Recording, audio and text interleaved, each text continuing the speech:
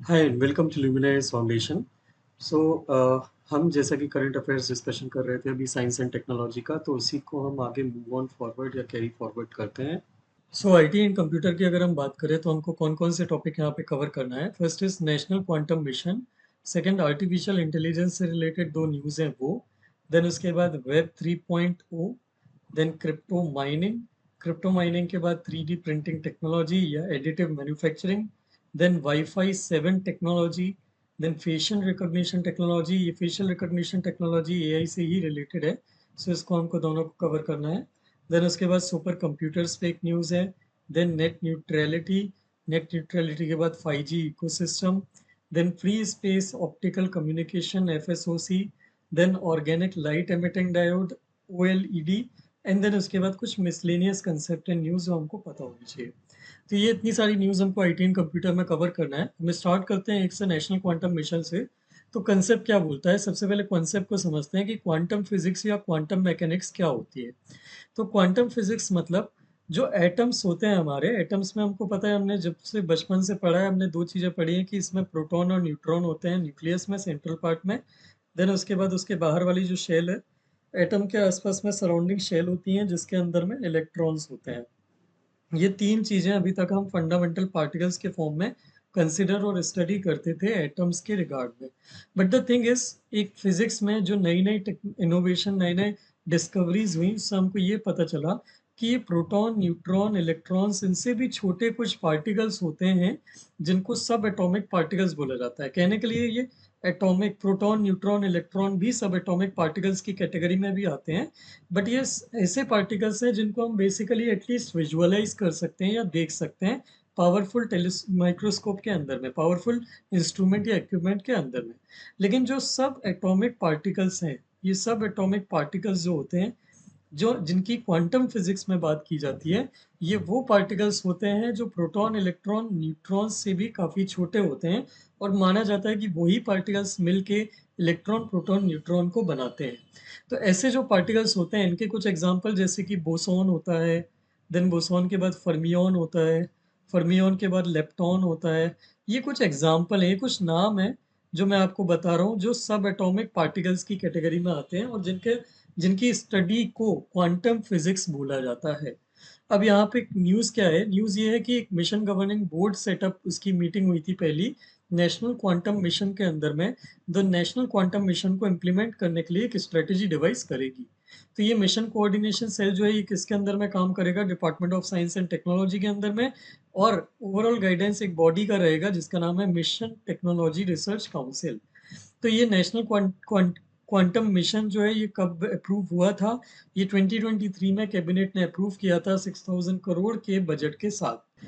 तब ये quantum particles की यूनिक बात क्या होती है? यूनिक बात ये होती है कि हमारे जो स्टैंडर्ड मॉडल ऑफ फिजिक्स होता है, उसमें जो पार्टिकल होते हैं कंप्यूटर में, जो कंप्यूटिंग वर्क काम करते हैं, वो बेसिकली दो तरीके से काम करते हैं। या तो वो एक वन की स्टेट में रहते हैं, या तो वो जीरो की स्टेट में रहते हैं। इनको बाइनरी डिजिट बोला जाता है।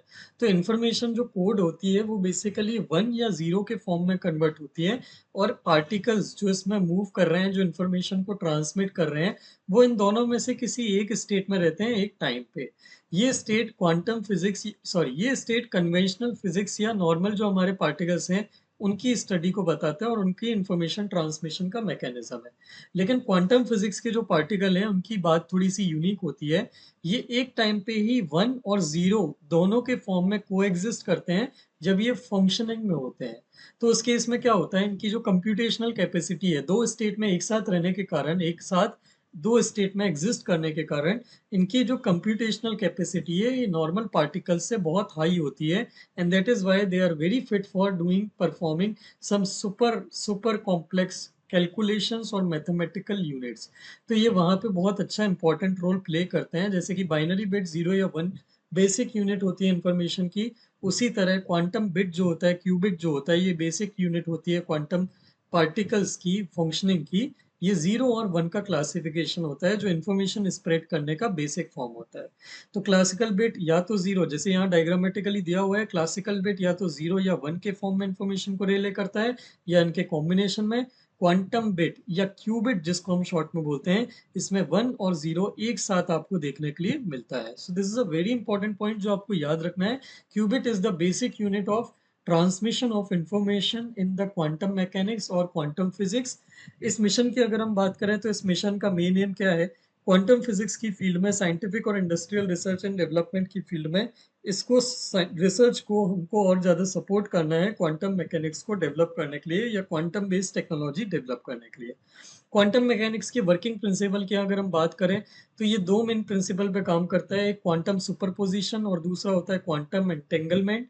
ये जो मैंने आपको की फीचर बताया जिसमें एक क्वांटम पार्टिकल जो होता है ये 1 और 0 दोनों स्टेट में एक साथ एग्जिस्ट करता है, इसको बोलते हैं सुपर इम्पोज्ड या सुपरपोजिशन पार्टिकल या सुपरपोजिशन पार्टिकल प्रॉपर्टी। उसी तरह यहाँ पे एक और प्रॉपर्टी होती है that is quantum entanglement. Quantum entanglement की थ्योरी ये बोलती है कि दो क्वांटम पार्टिकल्स जो है ये आपस में एक दूसरे से लिंक होते हैं एक इनविजिबल थ्रेड से। ये इनविजिबल इसलिए बोल रहे हैं क्योंकि हम अभी तक इसको विजुअलाइज नहीं कर पाए, तो हमको कैसे पता ये दोनों कनेक्ट है? ये हमको ऐसे पता कि अगर इसमें इस पार्टिकल की किसी मोशन की स्टेट में कोई चेंज आता है तो ऑटोमेटिकली इससे पार्टिकल जो अटैच है उसकी स्टेट में भी सेम चेंज आने को या देखने को हमको मिलता है।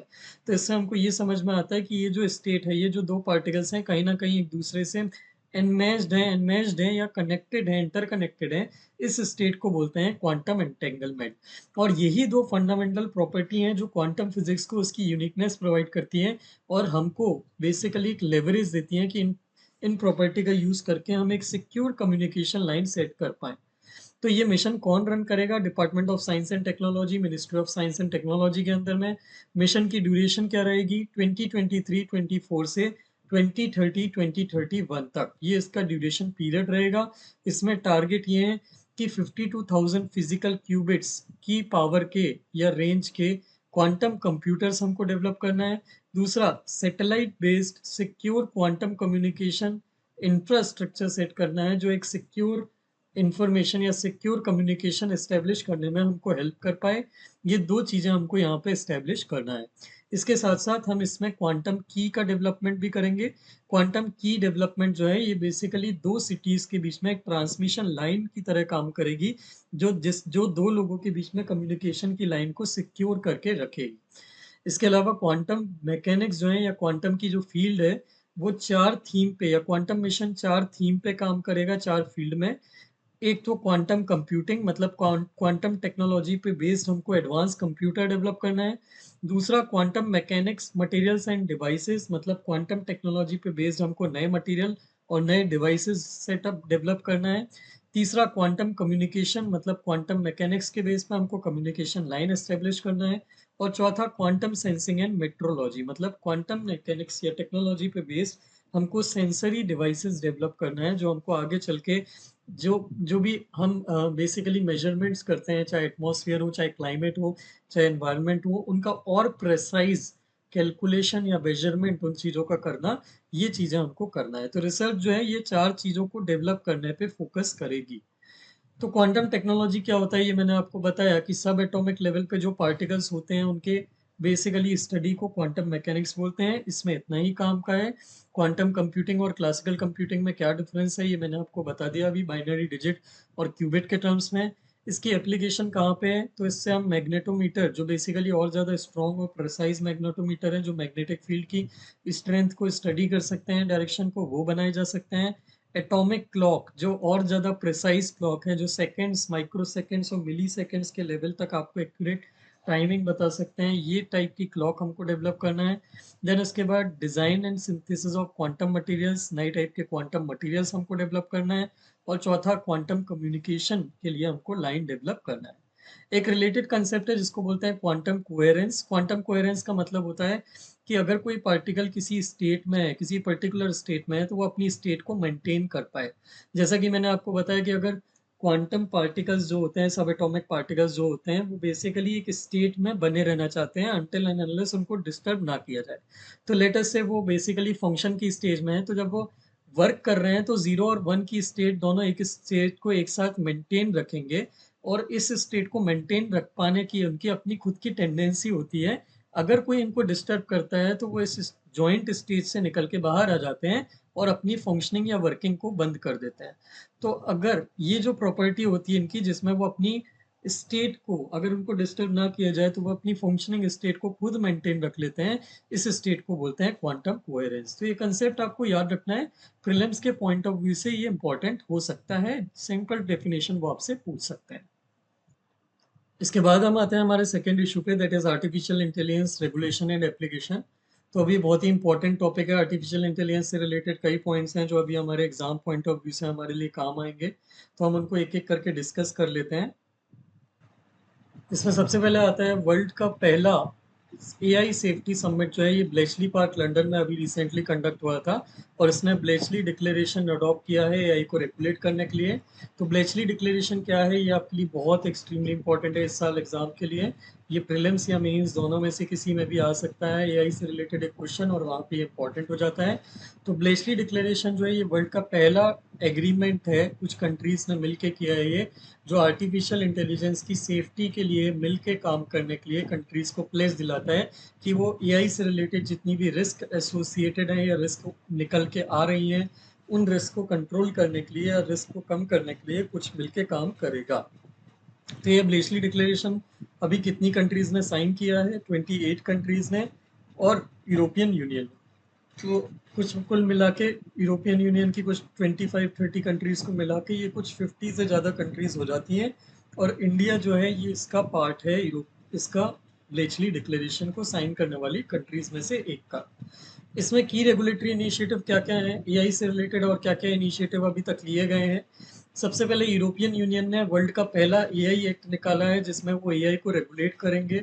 दूसरा, एक न्यू दिल्ली डिक्लेरेशन हुआ था अभी recently, global partnership on artificial intelligence GPAI नाम की एक ऑर्गेनाइजेशन है जिसमें बेसिकली कई सारी कंट्रीज ने एआई के लिए के डेवलपमेंट से रिलेटेड कुछ जो भी काम है उसको करने के लिए एक ऑर्गेनाइजेशन बनाई है ताकि रिसर्च के बीच में और एआई रिलेटेड एक्टिविटीज से रिलेटेड चीज़ों पे क्या कैसे डेवलपमेंट होना चाहिए उन चीज़ों पे डिस्कशन किया जा सके। तो ये जीपीएआई की मीटिंग जो हुई थी वो अभी इस साल लास्ट ईयर इंडिया में हुई थी। तो उससे रिलेटेड जो आउटकम था that was new Delhi declaration. तो इसके अंदर में ये एम किया गया है कि एआई का सिस्टमेटिकली डेवलपमेंट करने के लिए कंट्रीज काम करेंगी आपस में। इसके अंदर में इंडिया ने अपने खुद का पोर्टल भी बनाया है, India national artificial intelligence portal India AI. तो ये पोर्टल आपको याद रखना है, ये इज एक्सट्रीमली इंपॉर्टेंट, जिसमें एआई रिलेटेड डेवलपमेंट्स जो इंडिया में हो रहे हैं उसके लिए वन स्टॉप डिजिटल प्लेटफॉर्म की तरह काम करेगा। देन उसके बाद हिरोशिमा एआई प्रोसेस, ये G7 कंट्रीज जो हैं उन्होंने ओईसीडी और जीपीएआई के साथ मिलकर एक वर्किंग ग्रुप बनाया है जिसमें वो अपने रीजन में अपनी कंट्रीज के बीच में एआई के डेवलपमेंट से रिलेटेड जो भी स्टेप्स हैं या जो भी चीज़ें हैं उनको ओवरसी करेगी।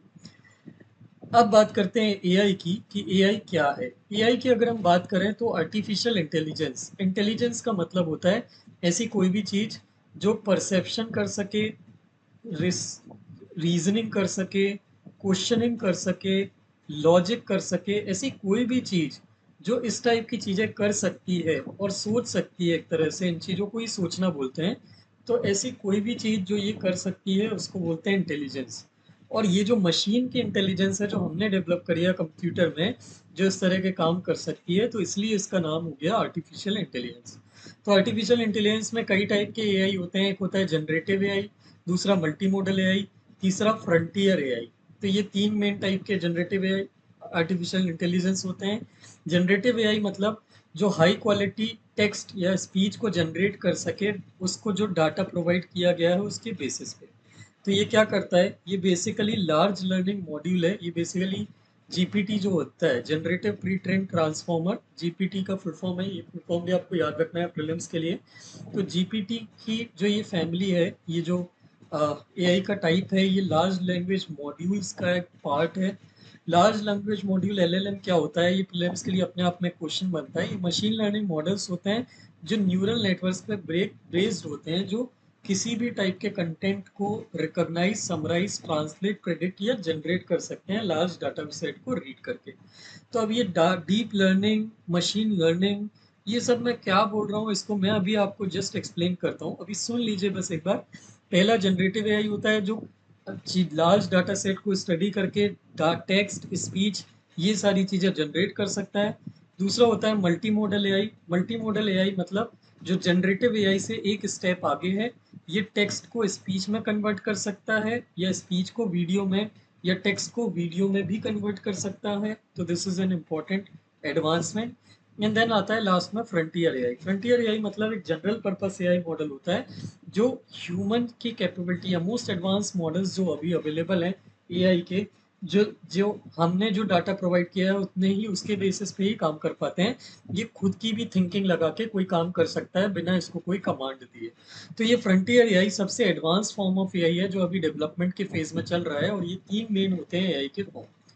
अब ये एआई बेस्ड किस पे होता है? तो एआई के कई टाइप होते हैं, उसमें से मेन जो उसकी प्रोसेस होती है, जो mechanism, the mechanism by which AI is basically working या AI works is two main mechanism. One is machine learning और दूसरा होता है डीप लर्निंग। मशीन लर्निंग का मतलब क्या होता है? जिसमें हम मशीन को एक किसी मशीन को एक बहुत सारा डाटा देते हैं, और वो डाटा देके उसको ट्रेन करते हैं कि उसको एक पर्टिकुलर टाइप के सिनेरियो में क्या फंक्शन परफॉर्म करना है। जैसे मान लीजिए मैं किसी एआई को ट्रेन कर दूं कि आपको जो ईमेल बॉक्स है उसमें स्पाम डिटेक्ट करना है।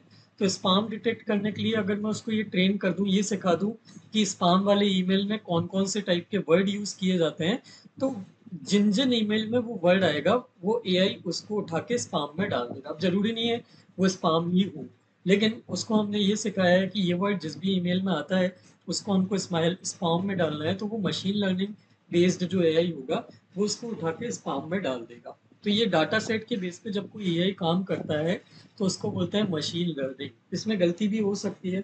जैसे मान लीजिए मैंने आपको ईमेल भेजा लेकिन उसमें मैंने वही वर्ड लिखा है जो स्पाम वाले ईमेल में मैंने मशीन लर्निंग के थ्रू मशीन को ट्रेन किया है कि ये स्पाम वाले ईमेल में ये वर्ड मिलता है, तो वो मेरे ईमेल को भी वो स्पाम में डाल देगा। As oppose to that deep learning अलग होता है। डीप लर्निंग मशीन लर्निंग का ही एक सबसेट होता है। इसमें भी हम डाटा के बेस पे ट्रेन करते हैं, लेकिन ट्रेनिंग का लेवल थोड़ा एडवांस होता है।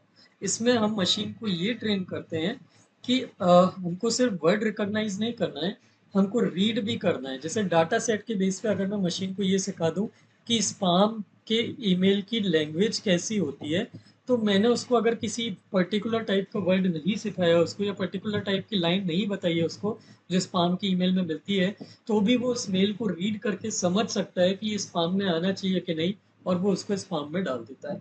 तो एक तरह से जब कोई बहुत डीप में कोई न्यूरल नेटवर्क, कोई मशीन जब ब्रेन की तरह काम करने लगती है, वो खुद सोचने लगती है, तो न्यूरल इस सिस्टम को बोला जाता है न्यूरल नेटवर्क। ये ब्रेन मशीन का खुद का एक ब्रेन का सिस्टम डेवलप हो गया।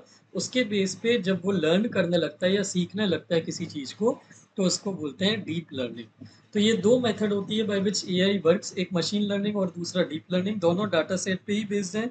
मशीन लर्निंग का ही टाइप है डाटा डीप लर्निंग, लेकिन डीप लर्निंग में वो अपने आप को लिमिट नहीं करता उन to the command we have given to it. मतलब हमने जो बोला है सिर्फ उतना नहीं करता, उससे ज़्यादा भी अगर सोच के कुछ कर सकता है तो वो उसको करने की कोशिश करता है। एआई के की एप्लीकेशन कहाँ है? सबसे पहले हेल्थ केयर में, ये डायग्नोसिस वगैरह में हमको हेल्प कर सकता है लार्ज डाटा को रीड करके। दूसरा मल्टी मॉडल एआई जो है ये डाटा प्रोसेसिंग कर सकता है, बिजनेस एनालिटिक्स कर सकता है अलग अलग टाइप की इंफॉर्मेशन को रिकॉग्नाइज करके। तीसरा एग्रीकल्चर में हेल्प कर सकता है, प्रिसीजन एग्रीकल्चर करके, मतलब एग्जैक्ट कितना इनपुट आउटपुट हमको वहाँ पे यूज़ करना है ये चीज़ बता के। और चौथा दूसरे कुछ सेक्टर हैं जैसे इलेक्ट्रिसिटी हो गया, डिफेंस हो गया, सेल्फ ड्राइविंग कार हो गया, इन जगह पे भी हम एआई का एप्लीकेशन कर सकते हैं। इसके बाद यहाँ पे इस नीचे वाले बॉक्स में न्यूरल नेटवर्क के बारे में दिया हुआ है, ये मैंने आपको ऑलरेडी एक्सप्लेन कर दिया, प्लीज इसको गो थ्रू कर लीजिएगा एक बार। इन पे अच्छे खासे प्रीलिम्स के क्वेश्चन बनते हैं डेफिनेशन के या एक्सप्लेनेशन या कंसेप्ट के, तो वो आप सॉल्व करते बन जाएंगे अगर आपको कंसेप्ट समझ में आ गया तो। देन उसके बाद आते हैं डीप फेक पे। तो अभी रिसेंटली यूनियन गवर्नमेंट ने एक एडवाइजरी इशू करी है सोशल मीडिया इंटरमीडियरीज के लिए कि वो मिस इन्फॉर्मेशन और डीप फेक जो है इनको कंट्रोल करने के लिए कोई स्टेप्स ले। तो अब डीप फेक क्या होते हैं? डीप फेक ऐसी कोई भी वीडियो या इमेज, उसको बोलते हैं जो एआई का यूज़ करके, एल्गोरिदम का यूज़ करके एडिट की गई हो इस तरीके से कि उसमें जो पर्सन दिख रहा है वो या तो पर्सन की बॉडी दूसरी है और फेस अलग है, उस पर कोई दूसरा फेस लगा दिया गया है किसी की बॉडी पे, या फिर उस पर्सन के फेशियल एक्सप्रेशन चेंज कर दिए गए हों। तो ये दो तरीके से डीपफेक की टेक्नोलॉजी काम करती है। तो यहाँ पे ये दो टेक्नोलॉजी, दो तरीके डीप फेक के हैं वो दिए हुए हैं। एक होता है फेस स्वैपिंग, जिसमें आप एक पर्सन की बॉडी पे दूसरे पर्सन का फेस लगा देते हो and it transforms into a third person. And या फिर होता है फेशियल मैनिपुलेशन, जिसमें आप एक पर्सन के फेस पे दूसरे पर्सन के एक्सप्रेशन ऐड कर देते हो, तो उससे उस पर्सन के फेस के एक्सप्रेशन चेंज हो जाते हैं।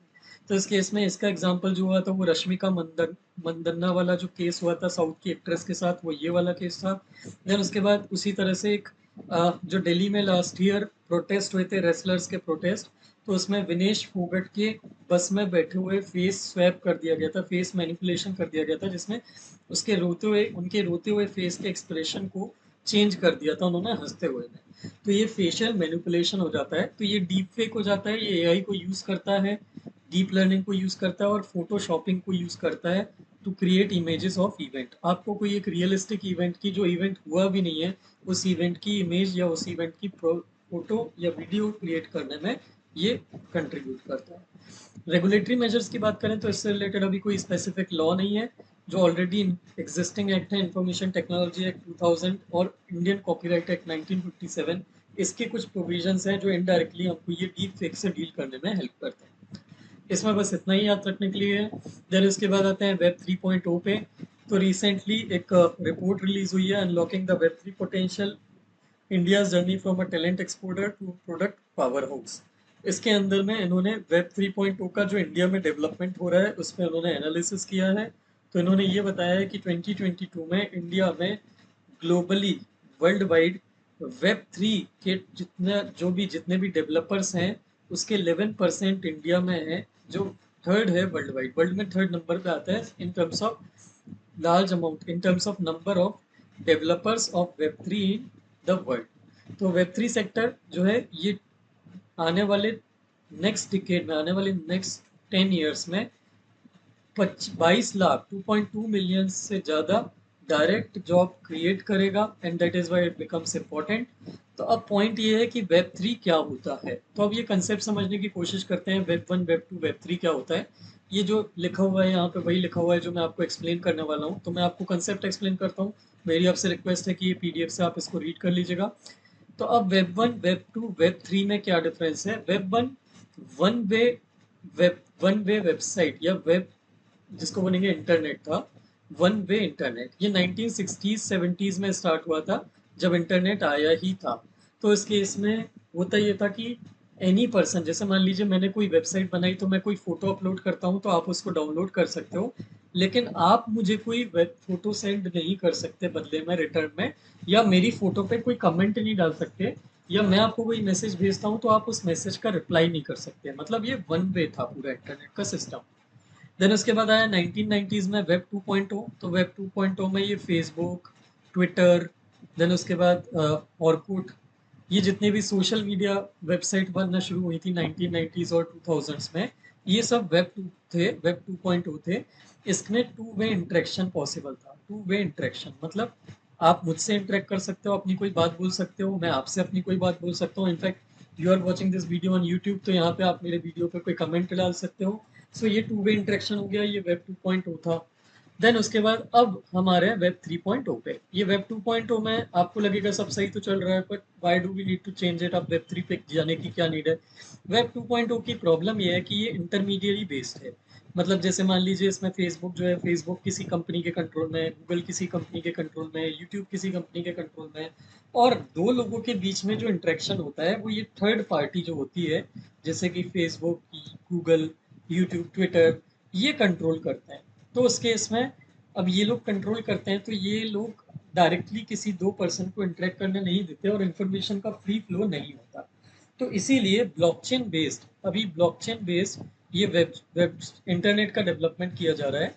ब्लॉकचेन बेस्ड, ब्लॉकचेन मतलब क्या होता है, इसमें कोई सेंट्रलाइज्ड पर्सन नहीं होता बीच में, कई सारे नोड होते हैं, कई सारे पॉइंट्स होते हैं जहां से इंडिविजुअल इंटरनेट को मैनेज या रेगुलेट कर सकते हैं। No one person possess an almighty power या possess a super power over the others। मतलब कोई एक इंटरमीडिएटर की तरह पावर नहीं रखता जो दो लोगों के बीच में इंटरेक्शन को कंट्रोल कर सकता हो। तो वेब 3.0 जो है ये डिसेंट्रलाइज नेटवर्क रहेगा, जिसमें लोग आपस में बिना किसी इंटरमीडियरी के डायरेक्टली एक दूसरे से कम्युनिकेट करेंगे। तो ये वेब 3.0 हमको किस किस चीज़ में एप्लीकेशन करने में हेल्प करेगा? एक तो डिसेंट्रलाइज फाइनेंस। डिसेंट्रलाइज फाइनेंस मतलब लोग आपस में डायरेक्टली एक दूसरे से फाइनेंशियल ट्रांजैक्शन कर पाएंगे बिना किसी फाइनेंशियल इंटरमीडियरी के।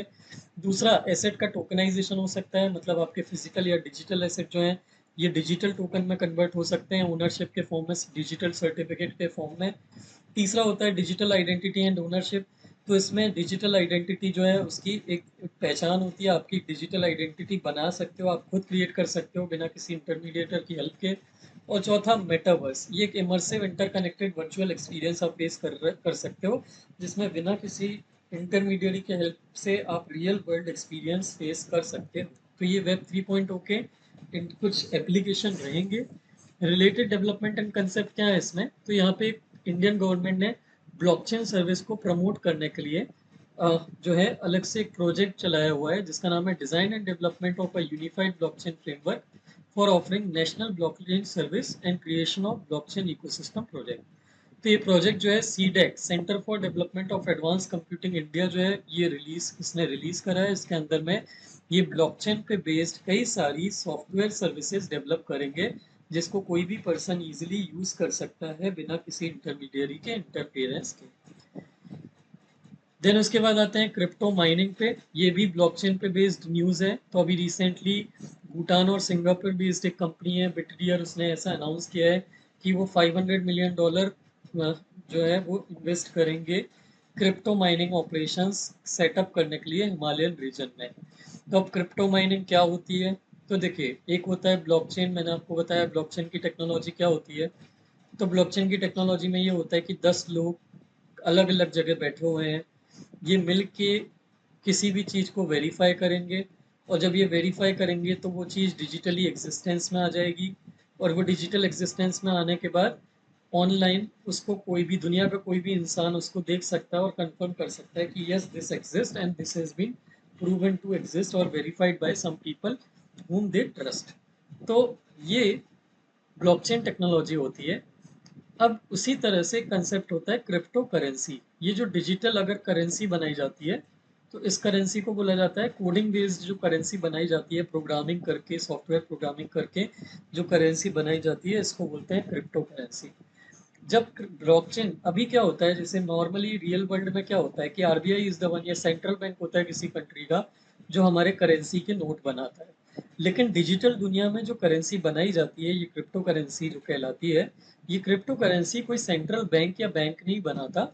ये कुछ लोग जो हैं ये मिलके बनाते हैं कुछ मैथमेटिकल प्रॉब्लम सॉल्व करके। तो ये कुछ लोग जो मिलके बना रहे हैं, ये जो प्रोसेस कंडक्ट करते हैं ऑनलाइन, जिसमें ये कुछ मिलके ये कुछ करेंसी का क्रिएशन करते हैं, इस प्रोसेस को बोलते हैं क्रिप्टो माइनिंग। तो अब क्रिप्टो माइनिंग की प्रोसेस क्या होती, कैसे होती है? जैसे मान लीजिए मैं हूँ और एक आप हैं, मुझे आपको क्रिप्टो करेंसी भेजना है, लेटेस्ट से 1 बिटकॉइन मुझे आपको भेजना है। तो अब मैं यहाँ पे, अब मुझे तो बिटकॉइन बनाना नहीं आता, तो कुछ लोग हैं जिनको बिटकॉइन बनाते आता है डिजिटल प्रोग्रामिंग करके। मैं उन लोगों को मैसेज भेजता हूँ एक पोर्टल पे मैसेज अपलोड करके कि मुझे 1 बिटकॉइन की जरूरत है, उसके बदले में मैं डॉलर देने के लिए तैयार हूँ। तो ये लोग, जब ऐसा मैसेज आता है तो ये लोग मिल के जो है एक माइनिंग की प्रोसेस कंडक्ट करते हैं, प्रोग्रामिंग करते हैं, एक मैथमेटिकल प्रॉब्लम सॉल्व करते हैं, और जब ये प्रॉब्लम सॉल्व हो जाती है जैसी, तो एक बिटकॉइन का क्रिएशन होता है। मैं पैसे देता हूँ उनको, डॉलर जो इनकी फीस की तरह हो जाती है, और वो बदले में मुझे बिटकॉइन दे देते हैं, और ये बिटकॉइन मैं इस पर्सन को ट्रांसफर कर देता हूँ। तो ये क्रिप्टो करेंसी या क्रिप्टो माइनिंग की प्रोसेस होती है। अब इसमें न्यूज़ क्या है क्रिप्टो माइनिंग में? अभी रिसेंटली कुछ कंपनीज है, इसमें न्यूज़ ये है कि कुछ कंपनीज ने प्रूफ ऑफ वर्क, इसमें एक सिस्टम चलता है क्रिप्टो माइनिंग के, दो सिस्टम होते हैं, एक प्रूफ ऑफ वर्क और दूसरा होता है proof of stake. Proof of work में क्या होता था कि जैसे मान लीजिए मैंने रिक्वेस्ट करी कि मुझे 1 बिटकॉइन की जरूरत है, तो कई सारे लोग मिलके, मतलब रैंडमली, कुछ 100 200 500 1000 जितने लोगों के पास भी मैसेज पहुंचा उन सब ने माइनिंग करने की कोशिश करी।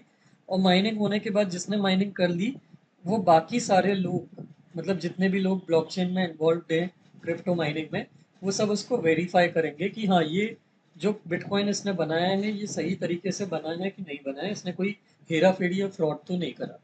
ये प्रोसेस को बोलते थे प्रूफ ऑफ वर्क। जब सब ऑथेंटिकेट कर देते थे कि हाँ इस आदमी ने सब सही तरीके से बिटकॉइन क्रिएट किया है, क्रिप्टो करेंसी क्रिएट करी है, तब जाके वो डिजिटली मतलब ऑनलाइन या लाइव होती थी करेंसी, उसके बाद ही मैं ट्रांजैक्शन कर पाता था। लेकिन इसमें टाइम बहुत लग जाता था क्योंकि इसमें अक्रॉस द वर्ल्ड बहुत हज़ारों लाखों लोग इन्वॉल्व्ड हैं। तो अब कंपनीज को ये प्रॉब्लम आ रही थी कि ट्रांजैक्शन और माइनिंग में बहुत टाइम लग रहा था, तो उन्होंने क्या बोला, उन्होंने एक नया सिस्टम बनाया कि अब सिर्फ वही लोग वेरीफाई करेंगे बिटकॉइन का क्रिएशन जो लोग कुछ पैसा इन्वेस्ट करेंगे। तो जैसे 100 लोगों ने इन्वेस्ट करा तो 100 लोग ही बस वेरीफाई करेंगे कि ये बिटकॉइन सही तरीके से क्रिएट हुआ है कि नहीं। तो ये जो प्रोसेस होती है वेरिफिकेशन की, जिसमें कुछ लिमिटेड लोग ही वेरीफाई करते हैं जिन लोगों ने इन्वेस्ट किया है मनी पूरे गेम में, इनको बोलते हैं, इस प्रोसेस को बोलते हैं प्रूफ ऑफ स्टेक। तो ये दो प्रोसेस होती हैं। प्रूफ ऑफ वर्क में कंपटीशन ज़्यादा होता है, क्रिप्टो करेंसी में रिवॉर्ड मिलता है माइनर्स को, और डिसेंट्रलाइज मेथड होती है वैलिडेशन की। इसमें कौन सी होता था नेगेटिव, क्या था, एनर्जी बहुत ज़्यादा लगती थी, ट्रांजेक्शन की स्पीड बहुत स्लो थी और ट्रांजेक्शन की फीस बहुत ज़्यादा थी। तो प्रूफ ऑफ स्टेक में कर दिया सिस्टम। अब कुछ कंपनीज प्रूफ ऑफ स्टेक जो लगा रही हैं, इसमें ट्रांजैक्शन बहुत फास्ट हो जाता है और एनर्जी कम यूज होती है। लेकिन अभी तक हमको ये नहीं पता कि ये लार्जर स्केल पे सही तरीके से काम करेगी कि नहीं। तो ये क्रिप्टो माइनिंग का इशू हो गया। इसमें आपको यही दो चीज़ें याद रखना है प्रीलिम्स के पॉइंट ऑफ व्यू से। इस साल यही चीज़ इंपॉर्टेंट है, proof of work and proof of stake, क्योंकि ये 2-3 साल से न्यूज़ में बना हुआ है। रिलेटेड कंसेप्ट में आपको क्रिप्टो करेंसी के बारे में रीड करना है, जो मैंने आपको अभी जस्ट एक्सप्लेन करा कि क्रिप्टो करेंसी क्या होती है। देन उसके बाद आते हैं markets in crypto asset, MiCA. तो अभी रिसेंटली यूरोपियन पार्लियामेंट ने एक लेजिस्लेशन या एक्ट पास किया है, market in crypto asset legislation, crypto industry को रेगुलेट करने के लिए। इशू ये हो रहा था कि क्रिप्टो करेंसी की जो इंडस्ट्री स्टार्ट हुई आज से 4 से 5 साल पहले, जब ये फलने फूलने लगी, तो कई सारी फ्रॉड कंपनीज खुल गई और ये फ्रॉड कंपनीज जो हैं लोगों को स्कैम करने लगे उनके साथ क्रिप्टो एसेट के नाम पे, कि आप ये क्रिप्टो करेंसी खरीद लीजिए, आने वाले 1 साल में इसकी वैल्यू 10 100 गुना, 1000 गुना, 50,000 गुना हो जाएगी और आप करोड़पति हो जाएंगे। तो ये जो स्कैम होने लगे और क्रिप्टो की जो कंपनीज है वो रातों रात कहीं कहीं खुलने लगी, एक एक एक पर्सन भी बैठ के कमरे में खोलने लगा। तो ये बहुत ही ज़्यादा स्कैम होने लगे लोगों के साथ और फ्रॉड होने लगे। तो इसके लिए यूरोपियन पार्लियामेंट ने एक एक्ट निकाला जिसमें वो जितने भी क्रिप्टो एसेट्स हैं उसमें कोई हेरा फेरी ना हो, ब्लैक मनी के इशू ना हो, मनी लॉन्ड्रिंग के इशू ना हो। तो उसके लिए वो इस एक्ट के अंदर में इसको रेगुलेट करेंगे। तो यहाँ पे उन्होंने एक लीगल फ्रेमवर्क बना दिया है क्रिप्टो एसेट सर्विस प्रोवाइडर्स के लिए भी और कंज्यूमर की प्रोटेक्शन के लिए भी। तो इसके अंदर में उन्होंने क्रिप्टो एसेट को कई कैटेगरीज में डिवाइड किया है, जैसे कि electronic money token, asset reference token. अब ये सारे टोकन हमारे लिए उतने काम के नहीं है। पॉइंट ये है कि इसमें ये लिखा हुआ है कि ये जो है ये एक्ट एनएफटी पे अप्लाई नहीं होते। एनएफटी क्या होता है? Non fungible token. एनएफटी एक सर्टिफिकेट होता है जो लीगली रिकॉग्नाइज्ड होता है किसी आर्ट की ओनरशिप के लिए। जैसे मान लीजिए मैंने कोई पेंटिंग बनाई और उस पेंटिंग में जैसे मैं खड़ा हूँ और ये पेंटिंग मेरी बहुत फेमस हो गई, ये डिजिटल पेंटिंग बनाई थी मैंने, और इसको किसी ने खरीद लिया। तो जिसने खरीदा उसको मैं एक सर्टिफिकेट इशू करूंगा, इसको बोलते हैं नॉन फंगिबल टोकन। और ये जो सर्टिफिकेट है ये कोडिंग से बनाया गया है, मतलब इसको कोई ऑल्टर नहीं कर सकता, और ऑल्टर करेगा तो ये सर्टिफिकेट बेसिकली पकड़ में आ जाएगा कि ये फ्रॉड है या कॉपी है। तो जो ओरिजिनल ऑथेंटिक सर्टिफिकेट है उसको कोई भी वेरीफाई कर सकता है, और कोई खरीदना चाहता है अगर मेरी पेंटिंग, तो वो पेंटिंग को खरीदा बेची कर सकता है ऑथेंटिक फॉर्म में, उसमें कोई फ्रॉड या स्कैम होने के चांस बहुत ज़्यादा कम हो जाएंगे। तो ये एनएफटी का कंसेप्ट याद रखिएगा, ये प्रीलिम्स के लिए बहुत इंपॉर्टेंट है। इसके अलावा क्रिप्टो एसेट जो होता है डिजिटल फॉर्म में, कोई भी एसेट जो आपके पास है उसको क्रिप्टो एसेट बोला जाता है। तो इसमें कई टाइप के क्रिप्टो एसेट हो सकते हैं, जैसे कि स्टेबल कॉइन। स्टेबल कॉइन मतलब जो किसी फिजिकल करेंसी से बैक्ड कोई अगर क्रिप्टो कॉइन हो। तो जैसे मान लीजिए मैंने कोई क्रिप्टो करेंसी बनाई, इसकी वैल्यू गोल्ड से रिलेट कर दी मैंने। जैसे मान लीजिए मैंने बोला 1 ग्राम पे 10 क्रिप्टो करेंसी या 10 कॉइन जो है मेरी क्रिप्टो करेंसी के वो माने जाएंगे उसके बराबर। तो ये हो गया मेरा स्टेबल कॉइन। देन उसके बाद होता है सिक्योरिटी टोकन। सिक्योरिटी टोकन मतलब जो भी ओनर है किसी क्रिप्टो करेंसी का, उसके पास उसके बदले में कोई रियल वर्ल्ड एसेट या एंटरप्राइज है। तीसरा होता है एसेट टोकन। एसेट टोकन के अंदर में गोल्ड या रियल एस्टेट को रिप्रेजेंट करने वाली कोई क्रिप्टो करेंसी होती है स्पेसिफिकली उसी के लिए। तो पर्टिकुलरली किसी एसेट के लिए अगर कोई करेंसी इशू करी जाए जो उसे उसी से एक्सचेंज की जा सकती है तो उसको एसेट टोकन बोलते हैं। देन यूटिलिटी टोकन, तो ये किसी भी प्रोडक्ट सर्विस या ऑफर के लिए अगर कोई स्पेशल एक्सेस प्रोवाइड करने वाला कॉइन है। जैसे मान लीजिए मेरे पास कोई टोकन है जिसको मैं ऑनलाइन अगर सबमिट करूँ तो मुझे कुछ लिमिटेड गेम्स खेलने मिल जाएंगे, ये उसी पर्पस के लिए है, तो इसको बोलते हैं यूटिलिटी टोकन। एंड देन उसके बाद आता है नॉन फंगिबल टोकन। तो ये कुछ मेन 4-5 टाइप के क्रिप्टो एसेट्स हैं जिनके नाम आपको पता होना चाहिए प्रीलिम्स के पॉइंट ऑफ व्यू से। अब ये तो हमने देखा कि यूरोपियन पार्लियामेंट ने एक एक्ट बना दिया है क्रिप्टो करेंसी को रेगुलेट करने के लिए। इंडिया में क्रिप्टो करेंसी या क्रिप्टो एसेट्स को रेगुलेट करने के लिए क्या चल रहा है? तो 2019 में आरबीआई ने ऐसा डिक्लेरेशन किया था। ये प्रीलिम्स के लिए इसमें से क्वेश्चन बन जाता है एक स्टेटमेंट में अच्छा सा, तो ध्यान से सुनिएगा। 2019 में आरबीआई ने क्रिप्टो एसेट या क्रिप्टो कॉइन्स की ट्रेडिंग, होल्डिंग या माइनिंग पे बैन लगा दिया था और लीगल कर दिया था उसको डिक्लेयर, और उस पर फाइन लगा दिया था 10 लाख तक का। 2020 में सुप्रीम कोर्ट ने आरबीआई के इसके बैन को कैंसिल कर दिया, ये बोल के कि लोग अपने ट्रेड को फॉलो कर सकते हैं जो भी वो करना चाहते हैं। आर्टिकल 19 के अंदर में उनको ये फ्रीडम है। 2022 में गवर्नमेंट को लगता था कि ये गलत है और अगर ये क्रिप्टो करेंसी फैलेगी तो हमारी जो इंडियन गवर्नमेंट की प्रिंट होने वाली करेंसी है उसकी लोग उसकी वैल्यू करना कम कर देंगे। तो इसलिए 2022 में लोग क्रिप्टो करेंसी या क्रिप्टो एसेट्स में डील ना करें। उसके लिए गवर्नमेंट ने उनके ट्रांजेक्शन पे, ट्रांसफर पे 30% का टैक्स उन्होंने इम्प्लीमेंट कर दिया ताकि लोग इसको कम यूज करें। 2023 में जितने भी ट्रांजेक्शन्स है वर्चुअल डिजिटल एसेट के, किसी भी टाइप के वर्चुअल डिजिटल एसेट का, किसी भी टाइप का डिजिटल एसेट अगर आप उसका ट्रांजेक्शन करते हो तो वो पीएमएलए के अंदर में उसकी इन्वेस्टिगेशन की जा सकती है। मतलब अगर मनी लॉन्ड्रिंग के लिए उसका ट्रांसफर हो रहा है तो उसकी इन्वेस्टिगेशन की जा सकती है और उसके लिए पनिश भी किया जा सकता है। 2023 में G20 कंट्रीज ने new Delhi declaration, leaders declaration adopt किया था जो क्रिप्टो एसेट्स के रेगुलेशन के लिए बात करता है। देन आते हैं हम 3D प्रिंटिंग टेक्नोलॉजी या एडिटिव मैन्युफैक्चरिंग पे। तो रिसेंटली आईआईटी मंडी के रिसर्चर्स जो हैं इन्होंने additive extrusion based metal additive manufacturing process जो है ये डेवलप करी है और ये बताया है कि ये इफेक्टिव मेथड है in comparison to other metal 3D printing. तो अब ये 3D प्रिंटिंग क्या होता है? ये न्यूज़ तो ऐसा सच इतनी इंपॉर्टेंट नहीं है एग्जाम पॉइंट ऑफ व्यू से। 3D प्रिंटिंग या एडिटिव मैन्युफैक्चरिंग क्या होता है ये इंपॉर्टेंट है। सो इमेजिन करिए, इसको ऐसे समझिए, जैसे मान लीजिए अगर मुझे एक प्लास्टिक का ग्लास बनाना हो, तो प्लास्टिक का ग्लास बनाने के लिए नॉर्मली, इन ट्रेडिशनली कन्वेंशनली क्या होता है कि हमारे पास एक प्लास्टिक का ब्लॉक होता है, इसमें से हम अंदर से प्लास्टिक हटाते हैं, बाहर की साइड से हमको जितना भी थिन करना है उसको पतला करना है, प्लास्टिक हटाते हैं और फिर हमारा ग्लास बनता है। इसमें काफ़ी सारा ये जितना वाला इतना सारा प्लास्टिक है, इतना सारा जो आउटसाइड में प्लास्टिक है जो एक्स्ट्रा हमने निकाला, ये वेस्ट होता है। ये कहलाती है, ये जो प्रोसेस कहलाती है, ये कहलाती है सब्सट्रैक्टिव मैन्युफैक्चरिंग। सब्सट्रैक्टिव मैन्युफैक्चरिंग मतलब इसमें आपने माइनस किया, सब्सट्रैक्ट किया कुछ पोर्शन किसी पर्टिकुलर गुड्स का, किसी पर्टिकुलर पार्ट प्रोडक्ट का। इसके अपोजिशन में होता है एडिटिव मैन्युफैक्चरिंग। एडिटिव मैन्युफैक्चरिंग में हम लेयर बाय लेयर, जैसे मैंने एक लेयर डाली, पहले मैंने एक शेप जो है वो कंप्यूटर में फीड किया कि मुझे ये शेप का प्रोडक्ट बनाना है। देन मैंने मटेरियल उसमें डाला मशीन के अंदर, जिस मटेरियल का मुझे ये शेप का प्रोडक्ट बनाना है, और फिर उसके बाद वो मशीन जो है उसको लेयर बाय लेयर ऐड करती जाती है जब तक कि उस थिकनेस को शेप में अचीव ना कर ले जिस थिकनेस का मुझे ग्लास चाहिए। तो इसमें कोई वेस्टेज नहीं होती और ये बहुत ही एफिशिएंट तरीके से ग्लास की मैन्युफैक्चरिंग कर देता है। तो ये कहलाती है एडिटिव मैन्युफैक्चरिंग। तो ये डिजिटल, इसके अंदर में जो टेक्नोलॉजी यूज़ करते हैं, जो टेक्नोलॉजी मैंने आपको बताया कि शेप या मॉडल या डिज़ाइन हम फीड कर देते हैं और मटेरियल डाल देते हैं, ये प्रोसेस या ये टेक्नोलॉजी कहलाती है CAD, computer aided design.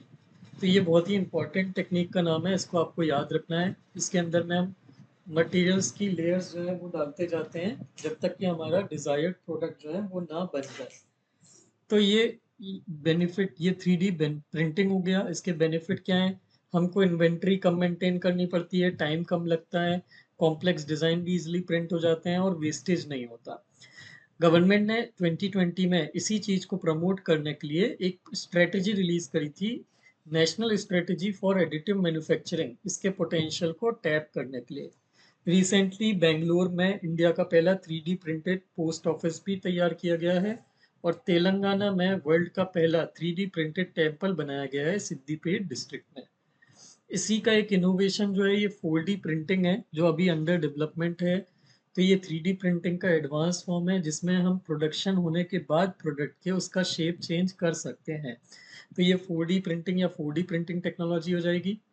Then उसके बाद आते हैं वाईफाई 7 टेक्नोलॉजी पे। तो रिसेंटली यूएस बेस्ड कंपनी जो क्वालकॉम कंपनी है, जिसके मोबाइल में हमारे हार्डवेयर पार्ट्स होते हैं, कंपोनेंट्स, तो ये क्वालकॉम ने ये ऐसा सजेशन दिया है कि ये लेटेस्ट जो वाईफाई की टेक्नोलॉजी है, वाईफाई 7 टेक्नोलॉजी, ये इस पे शिफ्ट कर जाए। तो ये नेक्स्ट जनरेशन वाईफाई स्टैंडर्ड है। इसके फीचर्स क्या हैं? एक तो इसमें बैकवर्ड कंपैटिबिलिटी है। बैकवर्ड कंपैटिबिलिटी मतलब ये लो फ्रीक्वेंसी, मल्टीपल फ्रीक्वेंसीज के डिवाइसेस को कनेक्ट कर सकता है, लो फ्रीक्वेंसी हाई फ्रीक्वेंसी दोनों। दूसरा, इसमें lower latency and multi link operation conduct किए जा सकते हैं। अब ये मल्टी लिंक ऑपरेशन क्या होता है, ये मैं आपको बताता हूँ अभी। तीसरा, स्पीड और कैपेसिटी इसमें वाईफाई 6 से 4 टाइम ज़्यादा है। तो अब ये पहले जनरेशन देख लेते हैं वाईफाई की, कि वाईफाई की जनरेशन्स कौन कौन सी हैं जो अभी तक हमने यूज़ करी है। सबसे पहले वाईफाई 4, फिर वाईफाई 5, फिर वाईफाई 6 और वाईफाई 7। इनमें ऑब्वियसली स्पीड का डिफरेंस तो रहेगा, वो हमको याद नहीं रखना है कि इसमें स्पीड में क्या क्या डिफरेंसेस हैं। ऑब्वियसली वाईफाई 4 से आप 7 की तरफ जाएंगे तो स्पीड बढ़ती जाएगी। फ्रीक्वेंसी बैंड की अगर हम बात करें, तो वाईफाई 4 जो है 2.4 और 5 गीगाहर्ट्ज फ्रीक्वेंसी में काम कर लेता था। 5 गीगाहर्ट्ज में, 6 2.4 और 5 दोनों में। 7 की अगर आप बात करें तो यहाँ पे आप देखेंगे कि ये 2.4, 5 और 6 गीगाहर्ट्ज की के बैंड में भी काम कर लेता है। मतलब ये ज़्यादा फ्रीक्वेंसी बैंड में काम कर सकता है, मतलब ये ज़्यादा स्पीड भी प्रोवाइड कर सकता है। तो ये इसका एडवांटेज है। देन उसके बाद इसमें कुछ कुछ टेक्नोलॉजीज हैं। हर वाईफाई की जो जनरेशन थी उसमें कुछ एक यूनिक टेक्नोलॉजी थी जो यूज़ की गई। पहला, वाईफाई 4 में मीमो का इंट्रोडक्शन किया गया था। दूसरा, वाईफाई 5 में एमयू मीमो का इंट्रोडक्शन किया था। देन वाईफाई 6 में O F D M DMA use किया गया, और वाईफाई 7 में एमएलओ लिंक जो है, एमएलओ सेटअप किया गया। अब ये क्या होता है? मीमो क्या होता है? मीमो ये होता है कि जैसे मान लीजिए एक राउटर है, एक राउटर पे एक एंटीना है, और ये सारी 5 डिवाइसेस जो हैं, 5 डिवाइसेस को डाटा ट्रांसमिट कर रहा है। तो प्रॉब्लम ये है कि सारी डिवाइसेस का ट्रांसमिशन एक ही रूट से होगा, एक ही एंटीना के थ्रू। तो इससे जो है कंजेशन होने लगेगा और स्पीड स्लो डाउन होने लगेगी। तो इसके लिए मीमो इंट्रोड्यूस किया गया था, जिसमें मल्टीपल एंटीनास जब निकाल दिए जाते हैं, तो कई जगह से कई रूट मिल जाते हैं डाटा को ट्रांसमिट होने के। एक ही रूट से या एक ही एंटीना से सारे सिग्नल का ट्रांसमिशन नहीं होता। इससे कंजेशन नहीं होता, और कंजेशन नहीं होता तो स्पीड जो है, सिग्नल्स जो हैं आपस में एक दूसरे से डायरेक्टली इंटरफियर नहीं करते। लेकिन इसमें एक प्रॉब्लम थी कि जितने ज़्यादा एंटीना होते हैं, डाटा की बैंडविड्थ जो है, जैसे मान लीजिए मेरे वाईफाई की बैंडविड्थ 100 Mbps है। अगर 10 डिवाइसेस चल रही हैं तो मेरे डाटा का जो, हर डिवाइस पे जो डाटा का ट्रांसमिशन हो रहा है, 10 Mbps की बैंडविड्थ पे लिमिटेड हो जाएगा, क्योंकि उसने डाटा को डिवाइड कर दिया, उसकी स्पीड को, जो जो ट्रांसमिशन हो रहा है उसकी बैंडविड्थ को उसने डिवाइड कर दिया डिवाइसेस के बीच में। इससे मेरी स्पीड स्लो डाउन होने लगेगी, क्योंकि मेरी बैंडविड्थ वाईफाई की तो 100 Mbps है, लेकिन 10 डिवाइसेस चल रही हैं। तो उससे सिग्नल्स जो हैं उनमें बैंडविड्थ का डिवीजन हो गया, तो उससे क्या है कि मेरी डिवाइस स्लो हो जाएगी चलने के लिए, क्योंकि मुझे इतनी स्पीड नहीं मिलेगी। तो इस प्रॉब्लम को सॉल्व करने के लिए एमयू मीमो लाया गया था, multi user memo. Multi user memo में क्या होता है कि जो वाईफाई राउटर होता है, तो ये राउटर जो होता है सबको उसकी इंडिपेंडेंट बैंडविड्थ देता है।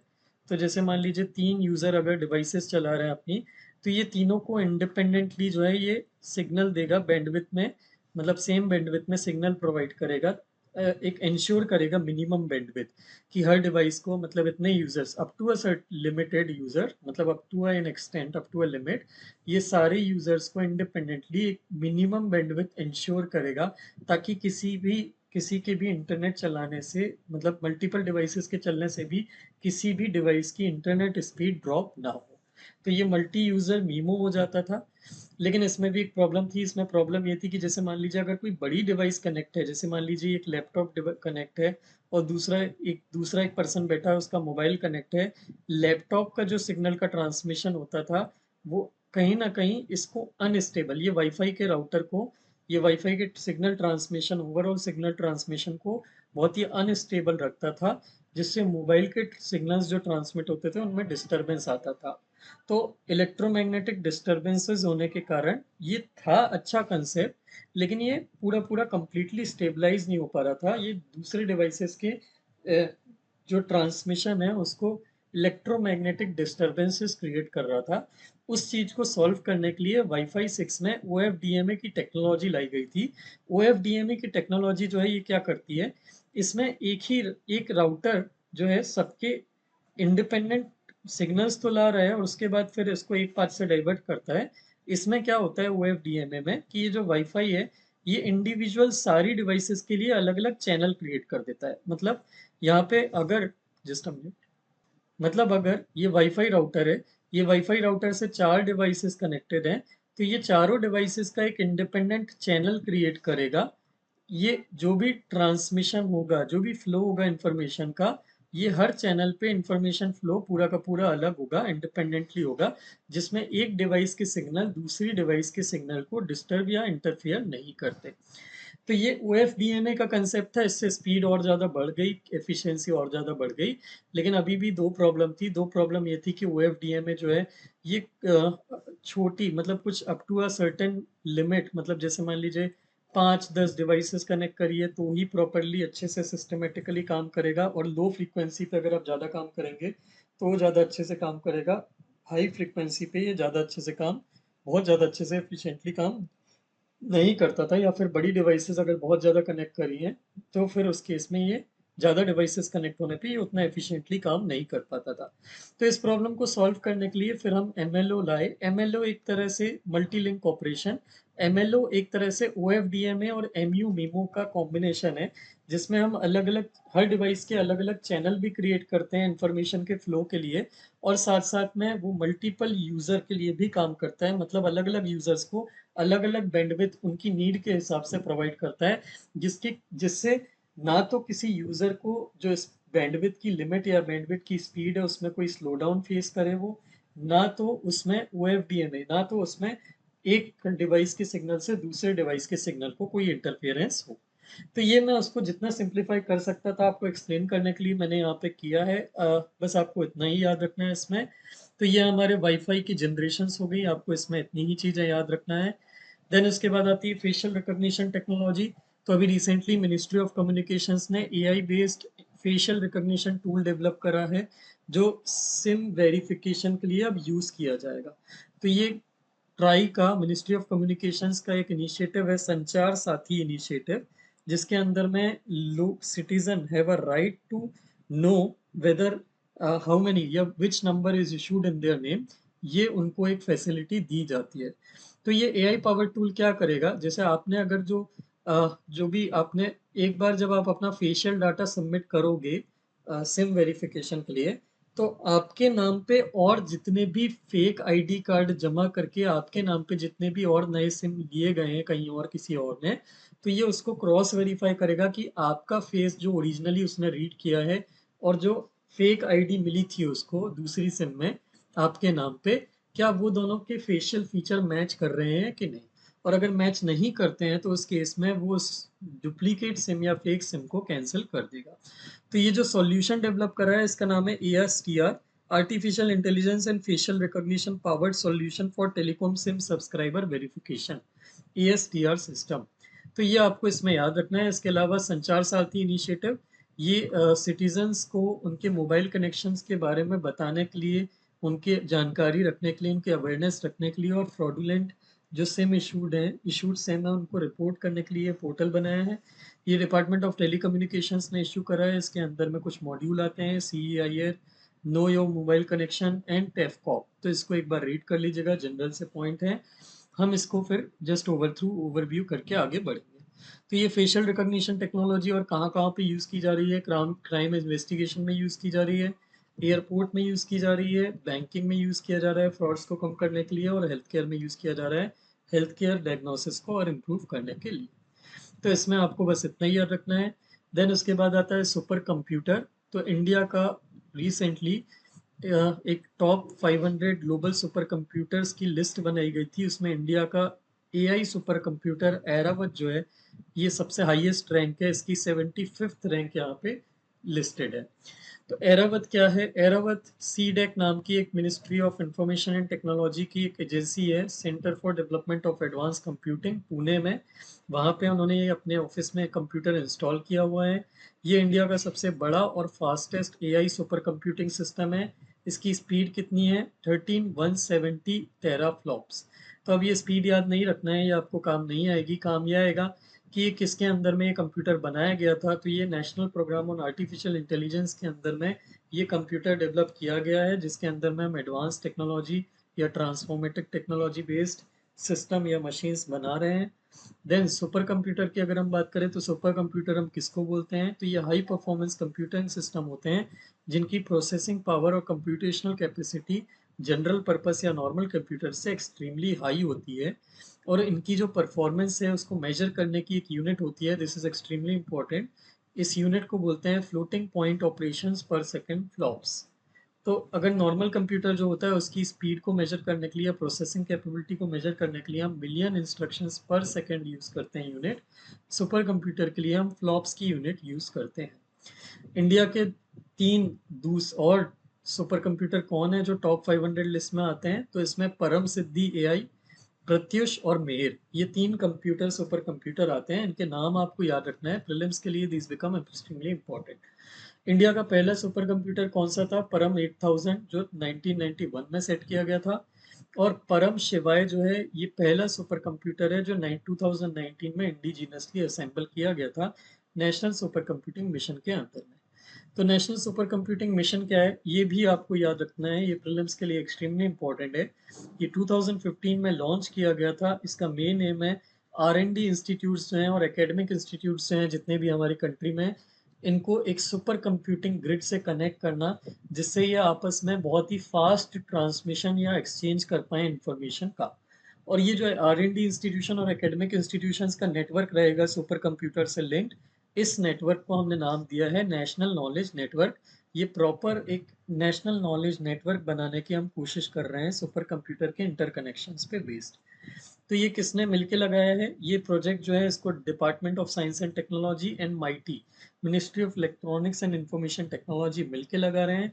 और इसको इम्प्लीमेंट कौन कर रहा है, CDEC और IISc बेंगलोर, ये दोनों इसको मिलके इम्प्लीमेंट कर रहे हैं। तो ये चीज़ें आपको इतने पॉइंट इसमें याद रखना है। देन उसके बाद आते हैं नेट न्यूट्रलिटी पे। तो स्टार्टअप्स ने रिसेंटली अभी स्टार्टअप्स ने ट्राई को, telecom regulatory authority of India को एक एक बेसिकली एक लेटर दिया है लिख के, जिसमें उन्होंने ये बोला है कि ये ओवर द टॉप सर्विसेज जो हैं इसको रेगुलेट करने के लिए कोई स्टेप्स ले।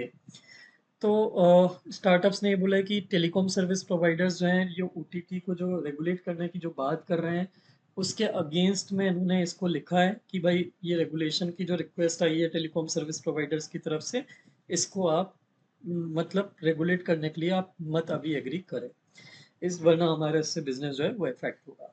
तो अब हमको इसमें याद क्या रखना है, इसमें हमको कंसेप्ट याद रखना है नेट न्यूट्रलिटी का। What is net neutrality? Net neutrality का मतलब होता है जब कोई company, telecom service provider company, जैसे मान लीजिए एयरटेल हो गया या रिलायंस हो गया, तो जब कोई टेलीकॉम सर्विस प्रोवाइडर कंपनी किसी पर्टिकुलर एंटिटी के फेवर में या किसी पर्टिकुलर वेबसाइट या ऐप के फेवर में डाटा के बीच ट्रांसमिशन में डिस्क्रिमिनेशन करता है, तो उसको बोलते हैं वायलेशन ऑफ नेट न्यूट्रलिटी। तो नेट न्यूट्रलिटी क्या होता है, जब टेलीकॉम सर्विस प्रोवाइडर कंपनीज किसी मल्टीपल सेम कैटेगरी में काम करने वाली कंपनीज के बीच में डिस्क्रिमिनेशन नहीं करती, so this is called as net neutrality. इसको एग्जांपल से समझते हैं एक बार, क्योंकि ये प्रीलिम्स के लिए इंपॉर्टेंट है कंसेप्ट। जैसे मान लीजिए जियो की कंपनी है, जियो की कंपनी का फेसबुक के साथ टाई अप हो जाता है कि फेसबुक जो है वो जियो के ऐड ज़्यादा दिखाएगा, रिलायंस के प्रोडक्ट के ऐड ज़्यादा दिखाएगा। बदले में जियो जो है अपने नेटवर्क पे अगर कोई फेसबुक ओपन करने की कोशिश करता है तो वो बहुत जल्दी फास्ट ओपन करेगा, लेकिन अगर कोई ट्विटर ओपन करने की कोशिश करता है तो ट्विटर स्लो लोड होगा। तो इससे क्या होगा, people will prefer opening Facebook या using Facebook more than Twitter. और जब वो फेसबुक को ज़्यादा यूज़ करेंगे क्योंकि वो ज़्यादा अच्छी स्पीड से चलता है, तो उस केस में उनको रिलायंस के प्रोडक्ट ज़्यादा दिखेंगे, और रिलायंस के प्रोडक्ट ज़्यादा दिखेंगे तो उससे रिलायंस की भी सेलिंग बढ़ेगी, तो दोनों का काम हो जाएगा।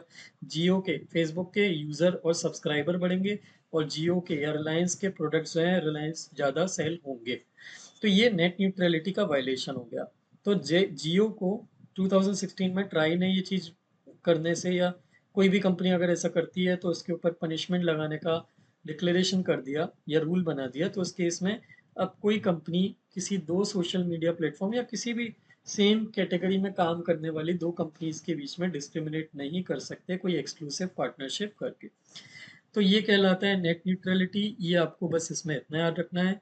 देन उसके बाद आता है 5G इकोसिस्टम। ट्राई ने रिसेंटली 5G इकोसिस्टम के से होने वाले डिजिटल ट्रांसफॉर्मेशन पे कंसल्टेशन पेपर रखा है एक। तो अब ये 5G क्या होता है? 5G जो होता है बेसिकली एक वायरलेस स्टैंडर्ड है, ग्लोबल नेटवर्क, मोबाइल नेटवर्क का एक जनरेशन है, एक स्टैंडर्ड है। तो ये 1G 2G 3G 4G के पास अब ये 5G इम्प्लीमेंट किया जा रहा है, जिसमें डाटा की ट्रांसमिशन की स्पीड ज़्यादा होगी, लेटेंसी कम होगी। लेटेंसी का मतलब होता है एक पॉइंट से दूसरे पॉइंट तक डाटा का जाना और वहां से वापस लौट के आना।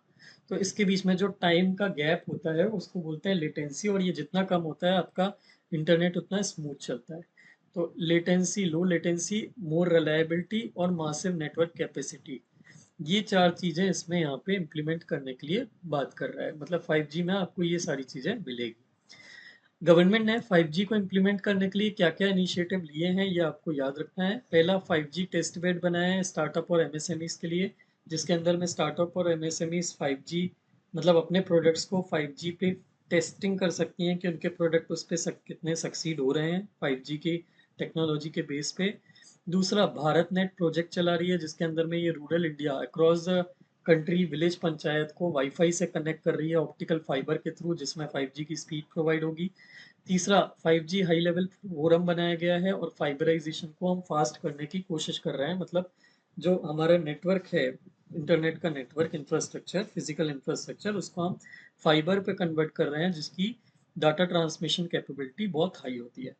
इसके अलावा न्यूज़ में अभी 6G भी चल रहा था कि इंडिया 6G को भी जल्दी से जल्दी इम्प्लीमेंट करने पे काम कर रहा है ताकि आगे चल के वो इसमें लीडर बन पाए। तो ये 5G के बाद आएगा। 5G से भी, ये 6G की खास बात क्या है कि ये 5G से भी ज़्यादा हाई फ्रीक्वेंसी पे काम करेगा। इससे इसकी डाटा ट्रांसमिशन कैपेसिटी जो है वो और ज़्यादा फास्ट होगी। तो इसकी स्पीड जो है ये 1000 Gbps तक भी जा सकती है, और इसमें लेटेंसी 5G से भी कम होगी, दैट इज़ 1 मिली सेकेंड। तो इसको प्रमोट करने के लिए गवर्नमेंट ने भारत 6G अलायंस भी बनाया है। भारत G6 अलायंस जो है ये गवर्नमेंट, एकेडमिक इंस्टीट्यूशंस और टेलीकॉम इंफ्रास्ट्रक्चर से रिलेटेड जो प्राइवेट कंपनीज हैं उन सबका एक कोलेबोरेशन है, जिसमें ये मिलके 6G को कैसे जल्दी से जल्दी इम्प्लीमेंट किया जा सकता है ये मिलके काम वहाँ पे करेंगे। तो ये आपको याद रखना है। देन उसके बाद free space optical communication. Recently Google की जो पेरेंट कंपनी है दैट इज अल्फाबेट, इन्होंने light beam internet technology implement या डिप्लॉय कर रहे हैं ये इंडिया और अफ्रीका के ऊपर। तो प्रोजेक्ट तारा जो है ये इसका मेन एम क्या है, ये फ्री स्पेस ऑप्टिकल कम्युनिकेशन को फैसिलिटेट करने की कोशिश कर रहा है। तो इसका कंसेप्ट समझते हैं। कंसेप्ट क्या बोलता है कि आप इंटरनेट को ट्रांसमिट करने के लिए दो तरीके यूज कर सकते हो। या तो आप लाइट बीम के थ्रू या लाइट का जो इलेक्ट्रोमैग्नेटिक स्पेक्ट्रम है उसका यूज कर सकते हो, या तो आप रेडियो स्पेक्ट्रम यूज कर सकते हो जिसको हम वाईफाई बोलते हैं। वाईफाई रेडियो बैंड जो होता है, रेडियो फ्रीक्वेंसी बैंड स्पेक्ट्रम में उसको यूज करता है, और ये जनरली फाइबर से स्प्रेड किया जाता है। तो लाइट स्पेक्ट्रम में जब आप करते हो तो उसके लिए आपको बेसिकली वायर या फाइबर की जरूरत नहीं पड़ती। आप अगर लाइट के जोन में हो, उस जोन में हो जो डाटा का ट्रांसमिशन कर रहा है, तो आपको जो इंटरनेट मिलता है उसको बोलते हैं लाइफाई। इसमें आपको सिर्फ लाइट के नीचे होना पड़ता है, लाइट की रेंज में होना पड़ता है जिस लाइट में डाटा का ट्रांसमिशन किया जा रहा है। और उसी तरह होता है अगर वाईफाई में लाइट के थ्रू ट्रांसमिशन नहीं किया जाता, सिग्नल्स के थ्रू ट्रांसमिशन किया जाता है। तो उस केस में अगर आप वाईफाई की रेंज में हो तो आपको सिग्नल ट्रांसमिशन करते बनेगा, भले ही लाइट हो चाहे नहीं हो। तो आउटडोर ये जो प्रोजेक्ट आ रहा है इसमें फ्री स्पेस ऑप्टिकल कम्युनिकेशन किया जा रहा है। इसमें क्या होगा, सैटेलाइट है, सैटेलाइट अर्थ के ऊपर किसी एक पर्टिकुलर एरिया में लाइट की बीम को ट्रांसमिट करेगी, और जो एरिया उस लाइट की बीम के अंदर में आएगा वहां पे इंटरनेट का कवरेज मिलेगा जहां पे वो लाइट की बीम पड़ेगी। तो आप इससे ये जो है ये फ्री स्पेस ऑप्टिकल कम्युनिकेशन कहलाता है। ऑप्टिकल कम्युनिकेशन मतलब लाइट के बेस से कम्युनिकेशन जो कि फ्री स्पेस में है। फ्री स्पेस मतलब आप वायर का यूज नहीं कर रहे। तो इस केस में दिस इज कॉल्ड एफएसओसी, और ये प्रोजेक्ट तारा के अंदर में इंडिया पे मतलब सैटेलाइट बेस्ड ये जो इंटरनेट है जिसमें बिना वायर के इंटरनेट ट्रांसमिट किया जाएगा, ये लाईफाई की फैसिलिटी प्रोवाइड करने की वो कोशिश कर रहा है। तो ये कॉस्ट इफेक्टिव है और क्विकली डिप्लॉयबल है। इसके एडवांटेज क्या है कि ये कॉस्ट इफेक्टिव है क्योंकि इसमें आपको वायर का इंफ्रास्ट्रक्चर नहीं बनाना, और क्विकली डिप्लॉयबल है क्योंकि आपको सिर्फ एक सैटेलाइट लॉन्च करना है और सैटेलाइट से आप बीम कर सकते हो इंटरनेट। इसके डिसएडवांटेज क्या है कि कभी भी जैसे फॉग या हेज आ गया, जैसे मान लीजिए लाइट पेनिट्रेट नहीं कर पा रही, फॉग हो गया एटमॉस्फेयर में, तो फिर प्रॉपरली आपको इंटरनेट नहीं मिलेगा। सिमिलरली जैसे कि सिग्नल के सामने से बर्ड निकलते हैं या कोई एरोप्लेन निकलता है, तो फिर आपको इंटरनेट में डिस्टरबेंस फील होगा। इसके पहले अल्फाबेट ने, मतलब गूगल की ही पेरेंट कंपनी ने, प्रोजेक्ट लून के अंदर में भी इसी तरह का काम करने की कोशिश करी थी। वहां पे उन्होंने स्ट्रेटोस्फेयर में बैलून छोड़े थे इंटरनेट के सिग्नल को ट्रांसमिट करने के लिए। और इसी तरह स्पेस एक्स, इलोन मस्क की कंपनी स्पेस एक्स जो है, ये स्टारलिंक सैटेलाइट की एक इन्होंने सीरीज बनाई है जो इसी तरीके से इंटरनेट को ट्रांसमिट करेगी। देन आता है organic light emitting diode, OLED. तो यूनिवर्सिटी ऑफ शिकागो में रिसर्चर्स जो हैं उन्होंने ओएलईडी मटेरियल डेवलप किया है एक नए टाइप का। तो अब ये ओएलईडी क्या होता है, सिंपल कंसेप्ट समझते हैं। तीन टाइप की डिस्प्ले टेक्नोलॉजी अभी हम करेंटली यूज करते हैं सबसे ज्यादा, एलसीडी, ओएलईडी और एमएलईडी। एमएलईडी इज नथिंग बट ओएलईडी का मोबाइल फॉर्म, मतलब जो मोबाइल में हम यूज करते हैं। तो अब एलसीडी का प्रिंसिपल क्या होता है, एलसीडी का प्रिंसिपल ये होता है कि एक टीवी की स्क्रीन है, टीवी की स्क्रीन के पीछे बहुत सारे डायोड होते हैं, और डायोड के पीछे एक फिल्म होती है, फिल्म मतलब एक स्क्रीन होती है, ट्रांसपेरेंट स्क्रीन फिल्म, और उसके पीछे कैंडल या लैंप होता है। और ये लैंप जब लाइट डालता है स्क्रीन के ऊपर, तो स्क्रीन में ये स्क्रीन कहीं कहीं पे लाइट को ब्लॉक करती है, कहीं कहीं पे लाइट को अलाउ करती है। और इससे ये जो डायोड है, छोटे छोटे बल्ब मान लीजिए ये डायोड को, ये छोटे छोटे बल्ब जलते हैं और उससे आपकी स्क्रीन पे आपको लाइट दिखती है। ये एलसीडी का प्रिंसिपल है। ओएलईडी का प्रिंसिपल इससे डिफरेंट है। ओएलईडी में एक लैंप, जैसे एलसीडी में क्या होता है, एक लैंप जला, उस लैंप के सामने जो स्क्रीन है उससे लाइट निकल के जाएगी और अलग अलग जगह जितने भी एलईडी लगे हुए हैं स्क्रीन के पीछे उन पे पड़ेगी, और फिर एलईडी जो है ये ग्लो करेंगे और आपको टीवी पे स्क्रीन विजिबल होगी। एल एलईडी में या ओएलईडी में क्या होता है, इसमें एक लैंप नहीं होता। इसमें से क्या होता है, इसमें इसी तरह से स्क्रीन के पीछे खूब सारे डायोड या बल्ब लगे हुए हैं। इनमें से जब इलेक्ट्रिक करंट पास होता है, तो ये सारे सारे एक एक बल्ब जो है अपनी अपनी लाइट देता है, अपनी अपनी लाइट, मतलब लैंप की लाइट नहीं जो एक सिंगल लाइट आ रही थी, ये अपनी अपनी खुद की लाइट छोड़ते हैं। और ये अपनी अपनी अलग अलग लाइट छोड़ते हैं, कोई ब्लू, कोई रेड, कोई ग्रीन, कोई ऑरेंज, इस तरह से ये अपनी अपनी लाइट छोड़ते हैं। और इसमें कलर का कॉम्बिनेशन बहुत डाइवर्स हो जाता है और आपको कॉन्ट्रास्ट बहुत हाई देखने के लिए मिलता है स्क्रीन पे। तो ओएलईडी की स्क्रीन की जो क्वालिटी होती है एज कम्पेयर टू एलसीडी, वो और ज़्यादा ब्राइट होती है, और ज़्यादा कॉन्ट्रास्टिंग होती है, और ज़्यादा आपको एकदम नेचुरल और रियल फील आने लगता है। ये ओएलईडी होता है। और इसी को जब हम बहुत ज़्यादा थिन फॉर्म में कन्वर्ट कर देते हैं, ओएलईडी को बहुत थिन लेयर में बनाते हैं जिससे वो स्मार्टफोन पे लग पाए, तो इसको बोलते हैं मोबाइल एलईडी, एमएलईडी। तो ये कंसेप्ट आपको याद रखना है, ये इनमें डिफरेंस क्या होता है, बस इसमें इतना ही इंपॉर्टेंट है। इसमें आपको न्यूज़ एज सच कुछ काम नहीं आएगी यहाँ पे। अब इसमें आते हैं अदर इम्पोर्टेंट न्यूज़ पे। कुछ मिसलेनियस न्यूज़ है जिसके बारे में सिर्फ पता होना चाहिए आपको, छोटे छोटे कंसेप्ट है तो वो मैं आपको बता देता हूँ। इसमें सबसे पहले आता है मेटावर्स। मेटावर्स क्या है, ये एक 3D वर्चुअल रियलिटी स्पेस है। इसके अंदर में आप एक ग्लास आपको पहनाया जाएगा, जब आप ग्लास को पहनेंगे, उस ग्लास को, जैसे ये फेसबुक मेटा जिस पे अपना ऐप है, या फिर एप्पल, इन्होंने बनाया है इस टाइप के ग्लास जिसको आप पहनेंगे, तो आपको ऐसा लगेगा कि आप जिस दुनिया में हैं उससे निकल के किसी और दुनिया में पहुंच गए हैं, जो दुनिया आपको चश्मे के अंदर दिखाई जा रही है। तो ये जो वर्चुअल रियलिटी का एक वर्ल्ड क्रिएट किया गया है, 3D वर्ल्ड, इसको बोलते हैं मेटावर्स। देन उसके बाद आता है भार ओएस, भारतीय ऑपरेटिंग सिस्टम। तो ये एक make in India mobile operating system है जो आईआईटी मद्रास ने डेवलप किया है। अभी प्रॉब्लम ये होती है स्मार्टफोन में, जैसे गूगल अपना पूरा सेटअप करके भेजता है या सैमसंग अपना पूरा सेटअप करके भेजता है मोबाइल में, जब आप मोबाइल खरीदते हैं तो उसमें कुछ डिफ़ॉल्ट ऐप आती हैं। आपको वो ऐप पसंद हो चाहे नहीं हो, वो फोर्सफुली आपको वो ऐप रखना पड़ती है और उसमें अनइंस्टॉल का ऑप्शन नहीं रहता, और उससे आपकी प्राइवेसी का भी लॉस होता है। तो यहाँ पे इसी चीज़ को ध्यान में रख के department of science and technology ने फंड करके आईआईटी मद्रास के कुछ स्टूडेंट्स हैं, उन्होंने ऐसा एक ऑपरेटिंग सिस्टम बनाया है जिसमें कोई डिफ़ॉल्ट ऐप नहीं रहेगी, और इसको आप प्राइवेटली यूज़ कर सकते हो, मतलब प्राइवेसी इसमें ज़्यादा अच्छे से मेंटेन कर सकते हो। देन उसके बाद आता है SIM card subscriber identification module. तो अब इसमें न्यूज़ क्या है कि अभी रिसेंटली ई सिम नाम की एक चीज़ जो है वो इशू हुई है। ये सिम का सबसे एडवांस फॉर्म इशू हुआ है, ई सिम। तो अब ये ई सिम क्या है? सिम जो होती है बेसिकली एक माइक्रोचिप होती है जो आपके सब्सक्राइबर को आइडेंटिफाई करती है टेलीकॉम नेटवर्क में आपके मोबाइल में लगने के बाद। और हर मोबाइल में ये कंपलसरी होता है कि अगर उसको नेटवर्क से कनेक्ट करना है, कनेक्ट होना है या फिर उसको नेटवर्क के बेनिफिट उठाना है तो पहले उसको अपने आप को रजिस्टर करना होगा टेलीकॉम ऑपरेटर नेटवर्क में, सिम खरीद के, सिम में रजिस्ट्रेशन करा के। लेकिन अभी प्रॉब्लम ये है कि आपके मोबाइल में अलग से एक पोर्ट होता है जिसको आपको निकालना लगाना पड़ता है सिम लगाने निकालने के लिए, और कभी आपका मोबाइल चोरी हो जाए तो आपकी सिम को निकाल के उसका मिसयूज़ किया जा सकता है। तो इसी चीज़ को सॉल्व करने के लिए ई सिम का कंसेप्ट निकाला गया है। इसमें जो आपका मोबाइल होगा उस मोबाइल के अंदर में परमानेंटली एक फीचर आएगा जिसमें सिम ऑलरेडी इनबिल्ट होगी, मतलब सिम अलग से अलग अपने आप ही सेट होगी। आप कभी भी इस सिम को निकालने की ज़रूरत नहीं है। आपको कभी किसी नेटवर्क में दूसरे नेटवर्क में स्विच करना है तो आपको सिर्फ अपने कैमरा को खोल के क्यूआर कोड स्कैन करना होगा और आपकी ये जो सिम है, जो परमानेंट सिम है, ये अपने नेटवर्क को माइग्रेट कर लेगी एक कंपनी से दूसरी कंपनी में।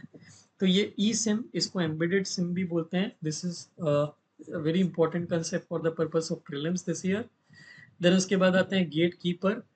तो यूरोपियन यूनियन ने 6 big tech companies Apple, Amazon, Apple, Alphabet, ByteDance, Meta और माइक्रोसॉफ्ट, इन 6 कंपनीज को गेटकीपर डिक्लेयर कर दिया है। गेटकीपर का मतलब ये वो कंपनीज हैं, इन कंपनीज पे ईयू बहुत ज़्यादा हाई स्क्रूटनी रखेगी कि ये अपने जो फाइनेंशियल पावर है, अपनी जो डोमिनेंस है, इसको यूज़ करके, मिसयूज़ करके छोटी कंपनीज को दबा तो नहीं रही या कोई एंटी कॉम्पिटिटिव प्रैक्टिस तो नहीं कर रही। देन उसके बाद आता है माया ऑपरेटिंग सिस्टम। तो अभी रिसेंटली हमारे इंडियन गवर्नमेंट के जो साइबर सिस्टम है उस पर रिसेंटली बहुत सारे साइबर सिक्योरिटी के अटैक बढ़ गए हैं। तो उस चीज़ को ध्यान में रखते हुए हमने खुद का एक साइबर सिस्टम बनाया है, ऑपरेटिंग सिस्टम बनाया है जो विंडोज़ की जगह गवर्नमेंट ऑफिसेज में या गवर्नमेंट सिस्टम्स में यूज़ किया जाएगा, जिसका नाम है माया ऑपरेटिंग सिस्टम। ये उबंटू, माइक्रोसॉफ्ट विंडोज़ की तरह ही एक और प्लेटफॉर्म है जिसका नाम है उबंटू। ये उबंटू पे बेस्ड एक ऑपरेटिंग सिस्टम है और इसको end to end detection and protection system के साथ एम्बेड किया गया है जिसका नाम है चक्रव्यूह। जिसमें अगर कोई भी पर्सन बाहर से गवर्नमेंट सिस्टम में घुसने की कोशिश करता है किसी भी रॉन्ग पर्पस के लिए, तो उसमें डिटेक्शन हो जाएगा और हम एडवांस में अलर्ट जनरेट हो जाएगा और हम प्रिकॉशनरी स्टेप ले सकते हैं अपने डाटा को सिक्योर रखने के लिए। देन उसके बाद आता है वायरलेस वाइब्रेशन सेंसर।